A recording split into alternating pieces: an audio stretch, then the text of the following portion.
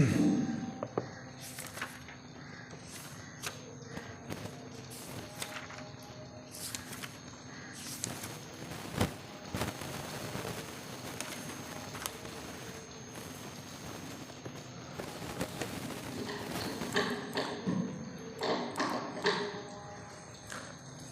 لله الذي خلق الإنسان والصلاة والسلام على عبده الذي فضله بالعلم والإعجاز والبيان وعلى صاحبه أبي بكر جامع القرآن وعلى الفاروق الموصوف بالعدل وكذلك كان وعلى عثمان التقي الحي الذي تستحيي منه ملائكة الرحمن وعلى علي سيد العلماء والشجعان وعلى سائر أهله وأصحابه صلاة قائمة على ممر الزمان. أما بعد فأعوذ بالله من الشيطان الرجيم. بسم الله الرحمن الرحيم. إن عدة الشهور عند الله 12 شهرا في كتاب الله يوم خلق السماوات والأرض منها 4 حرم ذلك الدين القيم فلا تظلموا فيهن أنفسكم وقاتل المشركين كافة كما يقاتلونكم كافة واعلموا أن الله مع المتقين. إنما النسيء زيادة في الكفر يضل به الذين كفروا يحلونه عاما ويحرمونه عاما ليواطئوا عدة ما حرم الله فيحلوا ما حرم الله زين لهم سوء أعمالهم والله لا يهدي القوم الكافرين. وقال رسول الله صلى الله عليه وسلم الزمان قد استدار كهيئته يوم خلق الله السماوات والأرض.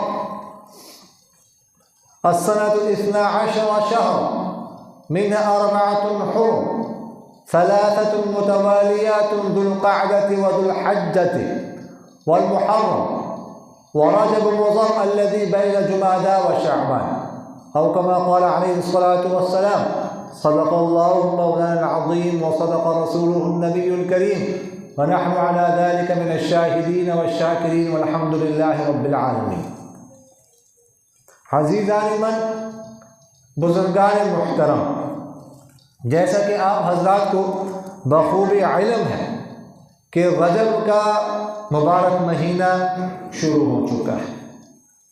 اللہ جل جلالہ قرآن پاک میں فرماتے ہیں ان عدت الشہور عند اللہ 12 شہرا کہ بے شک مہینوں کی گنتی اللہ کے ہاں 12 ہے. اللہ کی کتاب میں جس دن سے اللہ تعالیٰ نے آسمان اور زمین کو پیدا کیا ہے، اور ان 12 مہینوں میں سے من 4 حرم 4 مہینے حرمت والے ہیں.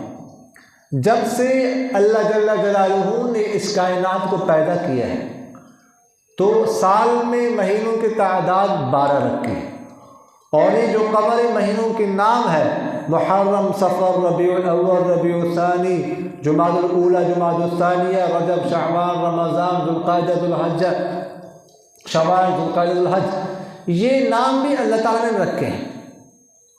اور اللہ تعالیٰ فرماتے ہیں کہ ان میں سے ہم نے 4 مہینوں کو حرمت والا قرار دے دیا ہے.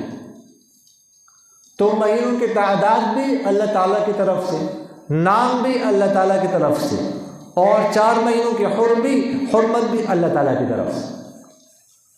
4 مہینے حرمت والے کون سے ہیں؟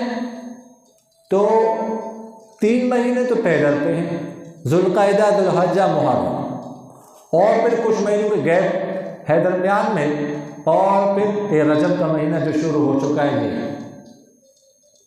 ان میں شروع سے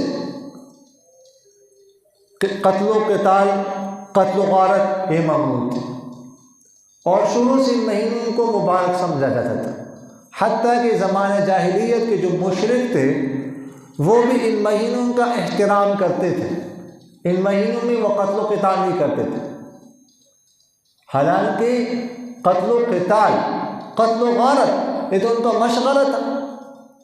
حتیٰ کہ اگر کسی جگہ کوئی رشتہ لینے جاتے تھے لڑکی کے گھر تو لڑکی والے پوچھتے تھے کہ بتاؤ کتنے قتل آپ نے کیے، تو وہ اگر کہتا تھا کہ میں تو یہ کام نہیں کرتا، میں شریف ہوں، تو وہ کہتے تھے لڑکی ہم نے کوئی نہیں دے، تو کیسے گھر کیسے چلائے گا؟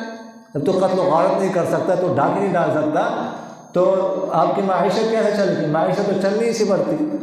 یہ صورتحال تھی، لیکن وہ لوگ بھی ان مہینوں کا احترام کرتے تھے۔ لیکن احترام کیسے کرتے تھے؟ اللہ تعالیٰ نے اس کا ذکر کیا ہے، انما النسیء زیادۃ فی الکفر یضل بہ الذین کفروا۔ کیا کرتے تھے وہ لوگ؟ مثلا قتل و قتال کر رہے ہیں، ذو القعدہ کا مہینہ شروع ہو گیا، اب یہ حرمت والا مہینہ ہے، اب اس میں قتال نہیں کر سکتے، جنگ نہیں کر سکتے، تو وہ ایسا کرتے تھے کہ وہ کہتے تھے اب یہ ذو القعدہ نہیں ہے اس سال، یہ گویا کہ سفر ہو گیا، اور یہ سفر آ گیا پیچھے پہلے آ گیا، اور ذو القعدہ جو تھا وہ سفر کی جگہ پہ چلا گیا۔ ایسے ہی آگے پیچھے مہینوں کو کرتے تھے۔ اچھا اگر جنگ لمبی ہو گئی، ذو الحج شروع ہو گیا، تو اب وہ کہتے تھے کہ یہ ذو الحج نہیں ہے، اب یہ ہو گیا ربیع الاول کو اٹھا کے یہاں پہ رکھ دیا ہے کہ یہ ربیع الاول ہو گیا، اور ذو الحج کو اٹھا کے ربیع کے جگہ پہ رکھ دیا کہ اس مہینے میں ہوگا۔ حتیٰ کہ یعنی یہاں تک بھی ہوتا تھا کہ جنگ کرتے کرتے کرتے 10 مہینے گزر گئے، اب آگے 2 مہینے رہ گئے، مہینے تو حرمت والے 4 ہیں، تو یہ کہتے تھے کہ اس سال جو سال ہے نا وہ 14 مہینوں کا ہوگا، آگے جو 4 مہینے وہ حرمت والے۔ یعنی اس اللہ تعالیٰ فرماتے ہیں انما نسی کہتے ہیں تاخیر کو، یعنی مؤخر کرنا، مہینوں کو مؤخر کرنا، اٹھا کے جو پچھلے مہینے ان کو اٹھا کے آگے رکھنا، اور جو اگلے مہینوں کو مؤخر کرنا، پیچھے رکھنا۔ تو زیادۃ فی الکفر، یہ کفر میں اور زیادتی ہے۔ اپنی طرف سے آپ لوگوں نے یہ شروع کر دیا ہے، حتیٰ کہ جب 8 ہجری کو حج فرض ہو گیا تو 9 ہجری کو آپ صلی اللہ علیہ وسلم نے ابوبکر صدیق رضی اللہ تعالیٰ عنہ کو بھیجا امیر حج بنا کر، لوگ بھی گئے ان کے ساتھ حج کے لیے۔ تو اس سال جو ذو الحج کا مہینہ تھا وہ اصل حساب سے تو ذو الحج تھا، لیکن مشرکین کے حساب سے وہ ذو القعدہ کا مہینہ تھا، وہ ذو القعدہ بن رہا تھا۔ تو خیر اس وقت حج فرمایا، اگلے سال آپ صلی اللہ علیہ وسلم نے 10 ہجری میں پھر خود حج فرمایا۔ اس سال اللہ تعالیٰ کی طرف سے مشرکین کے حساب سے بھی وہ ذو الحج تھا، اللہ کے حساب میں بھی ذو الحج کا مہینہ تھا۔ تو اس وقت آپ صلی اللہ علیہ وسلم نے اعلان فرمایا الزمان قد استدار كهيئته يوم خلق الله السماوات والأرض السنة 12 شهرا منها 4 حرم 3 متواليات ذو القعدة ذو الحجة والمحرم ورجب مضر الذي بين جمادى وشعبان۔ فرمایا کہ اب زمانہ قد استدار، زمانہ لوٹ آئے، جیسے کہ اللہ تعالیٰ نے جس دن آسمان اور زمین کو پیدا کیا تھا جس طرح تھا اب اپنی جگہ پر آ چکا۔ اور پھر فرمایا آپ صلی اللہ علیہ وسلم کہ ایک سال میں 12 مہینے ہوتے ہیں، 4 مہینے حرمت والے ہیں، ذو القعدہ، ذو الحجہ، محرم، رجب، یہ مہینہ تو چل رہا ہے۔ اور لیکن اس کے بعد کہا رجب و مضر ایک قبیلہ تھا، اس کی طرف اشارہ کیا کہ مضر قبیلے کا جو رجب ہے وہ رجب مراد۔ یہ آپ صلی اللہ علیہ وسلم نے اس کی اضافت مضر قبیلے کی طرف کیوں کی؟ اس لیے کہ رجب عربوں میں 2 سمجھے جاتے تھے، ایک رجب ان کے یہاں رمضان کو، کچھ مشرکین رجب رمضان کو کہتے تھے، رمضان کے مہینے کو، اور جو مضر کا قبیلہ تھا وہ رجب اسی کو کہتا تھا جس کو ہم ابھی رجب۔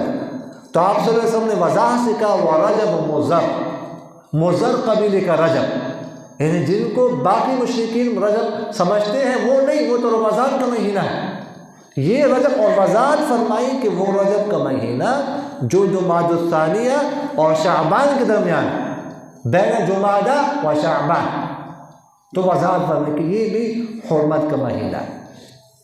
تو حرمت کے مہینوں میں جو پہلے قتل و قتال کی ممانعتی کے نہیں کر سکتے وہ تو ہماری شریعت میں ختم ہو چکی ہے، لیکن اس کا احترام اور اس کی برکت اب بھی باقی ہے۔ اس میں نیک اعمال کریں گے تو اس میں برکت اللہ تعالیٰ زیادہ ڈالیں گے اور مہینوں کے بنسبت۔ اور یہ اسی مہینے سے رمضان المبارک کی تیاری شروع ہوتی ہے۔ ابو بکر براق رحمہ اللہ ایک بہت بڑے بزرگ، بڑے عالم گزرے ہیں، انہوں نے فرمایا کہ مثل رجب مثل الریح ومثل شعبان مثل الغیث ومثل رمضان مثل المطر۔ فرمایا کہ رجب مہینے کی مثال ہوا کی طرح ہے، اور شعبان کی مثال بادل کی طرح ہے، اور رمضان کی مثال بارش کی طرح ہے۔ کیا مطلب؟ دیکھیے گا، جب بارش آتی ہے تو اس سے پہلے ہوائیں آتی ہے، اس کے بعد بادل چھا جاتے ہیں، پھر بارش برستی ہے۔ تو مطلب ہے کہ رمضان بارش ہے، اور اس سے پہلا جو مہینہ آتا ہے وہ شعبان ہے، وہ بادل ہے، اور یہ جو مہینہ رجب ہے یہ ہوا ہے۔ یعنی گویا کہ بارش کی ہوائیں اب چلنے لگی۔ بس جب بارش کی ہوائیں چلتی ہے نا تو پھر بارش آتی ہے، اور پھر اس کے لیے لوگ تیاری کرتے ہیں۔ تو مطلب اس کا یہ ہے کہ اب ہوائیں رمضان کے چلنے لگی، اب آپ لوگ رمضان کی تیاری شروع کر۔ یہی وجہ ہے کہ سرور کونین صلی اللہ علیہ وسلم نے جب رجب کا مہینہ شروع ہوتا تھا تو دعا مانگتے تھے آپ صلی اللہ علیہ وسلم، اللہم بارک لنا فی رجب و شعبان وبلغنا رمضان، کہ اے اللہ ہمارے لیے رجب اور شعبان کے مہینے میں برکت ڈال دیجیے، وبلغنا رمضان، اور ہمیں رمضان تک پہنچا دیجیے۔ ان مہینے میں برکت ڈالیں، یعنی ہمارے اعمال میں، ہماری عبادات میں، ہماری عمر میں برکت ڈال دیجیے، تاکہ وبلغنا رمضان، ہم پہنچائیں رمضان تک۔ یعنی ابھی سے 2 مہینے پہلے سے آپ صلی اللہ علیہ وسلم گوئے کہ رمضان کی تیاری شروع کرتے تھے۔ ایک روایت میں آتا ہے کہ سرور کونین صلی اللہ علیہ وسلم رمضان کے علاوہ کسی اور مہینے میں پورے روزے نہیں رکھتے تھے سوائے شعبان کے اور رمضان کے۔ ایک تو رمضان کا مہینہ، اس کے علاوہ شعبان اور رمضان، اور شعبان اور رجب کے مہینے میں کثرت سے آپ صلی اللہ علیہ وسلم روزے رکھتے تھے۔ اتنی کثرت سے کسی اور مہینے میں آپ صلی اللہ علیہ وسلم روزے نہیں رکھا کرتے تھے۔ تو ہمیں بھی چاہیے کہ ہم رکھیں۔ رجب کا مہینہ چل رہا ہے، آج رجب کی 5 تاریخ ہے، ماشاءاللہ موسم ٹھنڈا ہو چکا ہے، پیارا موسم ہے، دن چھوٹے چھوٹے ہیں، نہ بھوک لگتی ہے نہ پیاس لگتی ہے۔ تو کم سے کم جو پیر کا روزہ ہے، جمعرات کا روزہ ہے، وہ تو رکھنا چاہیے۔ آپ صلی اللہ علیہ وسلم پیر اور جمعرات کا روزہ رکھا کرتے۔ کسی نے سوال کیا کہ آپ پیر اور جمعرات کا روزہ کیوں رکھتے ہیں؟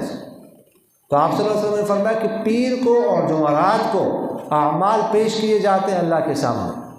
ویسے تو اللہ تعالیٰ بصیر ہے، سمیع ہے، دیکھ بھی رہا ہے، سن بھی رہا ہے۔ حضرت موسیٰ اور حضرت ہارون علیہ السلام کو جب اللہ تعالیٰ بھیجنے لگے فرعون کی طرف تو کیا فرمایا؟ اننی معکما اسمع و ارى، میں تم دونوں کے ساتھ ہوں، دیکھتا بھی ہوں، سنتا بھی ہوں۔ تو اللہ کو پتہ ہے ہمارے اعمال کا، لیکن خاص طور پر پیشی ہوتی ہے اعمال کے ان دنوں میں۔ تو میں چاہتا ہوں، آپ صلی اللہ علیہ وسلم نے فرمایا، میں چاہتا ہوں کہ میرے اعمال اللہ کے سامنے پیش ہو اور میں روزے کی حالت میں۔ تو آپ صلی اللہ علیہ وسلم خواہش کر رہے ہیں کہ میرے اعمال روزے کی حالت میں پیش ہونے چاہیے۔ یعنی آپ صلی اللہ علیہ وسلم کا ایک عمل، پوری امت اگر جمع ہو جائے اعمال کر کے، آپ صلی اللہ علیہ وسلم کے ایک عمل کے برابر نہیں ہو سکتے ہیں کیا؟ لیکن پھر بھی آپ صلی اللہ علیہ وسلم چاہتے ہیں کہ میرے اعمال روزے کی حالت میں پیش ہیں۔ تو ہمیں بھی اس کی کوشش کرنی چاہیے کہ ہمارے اعمال پہ ہم زیادہ محتاج ہیں۔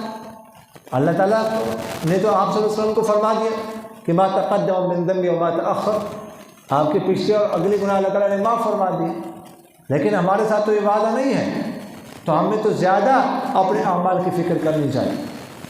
تو رجب کا مہینہ شروع ہو چکا ہے، آپ سے گزارش یہ ہے کہ حرمت کا مہینہ، حرمت جو 4 حرمت کے مہینے ہیں ان میں ایک مہینہ رجب کا بھی ہے، تو اس میں اور مہینوں کے بنسبت اعمال میں برکت زیادہ ہوتی ہے، اور مہینوں کی بنسبت اعمال کا ثواب زیادہ ملتا ہے، اور مہینوں کی بنسبت اللہ تعالیٰ کو زیادہ راضی کیا جا سکتا ہے، اللہ تعالیٰ اعمال سے زیادہ خوش ہوتا ہے۔ تو اس لیے اعمال کو کی فکر کرنی چاہیے، اور روزے کا اہتمام ہو 2 دن کا میں نے آپ سے عرض کیا، اور کم سے کم تہجد کا اہتمام کرنا چاہیے۔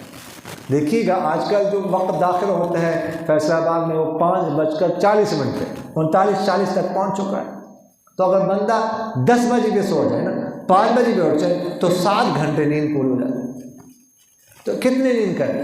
اگر 10 بجے کے بعد آپ بیٹھیں گے تو کم ٹائم میں ضائع کریں گے، فضول ٹائم کا ضیاع ہوگا۔